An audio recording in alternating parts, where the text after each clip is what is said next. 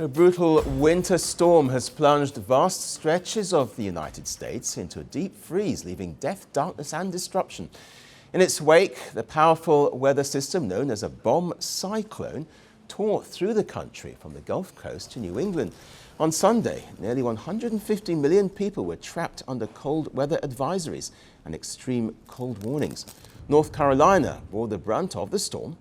The rapidly intensifying weather system dumped nearly 12 inches of snow in Charlotte. Yesterday, we had the kind of snowstorm that we don't get very often in North Carolina. We had 16 inches of snow in Lexington, 15 inches in Ocean Isle.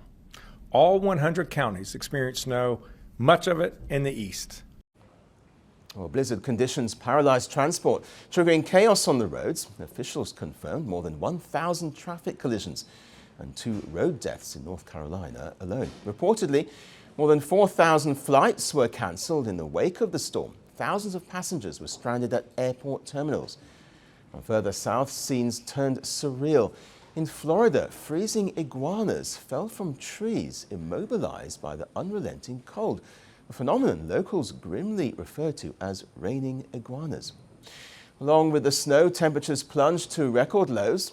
The National Weather Service warned that the cold and dangerous wind chills would persist until Tuesday. Across the U.S., more than 170,000 households lost electricity.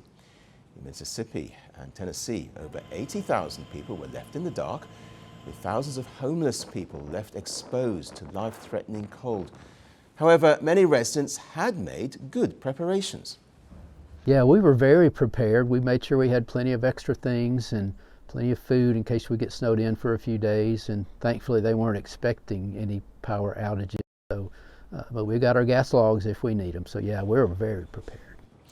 The catastrophic winter system, which began battering North America on January 23rd, has now been linked to more than 110 deaths nationwide. Recovery efforts remain severely hampered due to the current weather situation.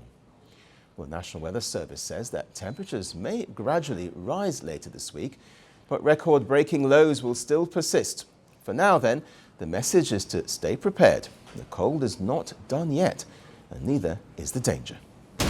The world doesn't fit in boxes, so why should your news? From battlefields to negotiation tables, from internet outrage to real-world injustice.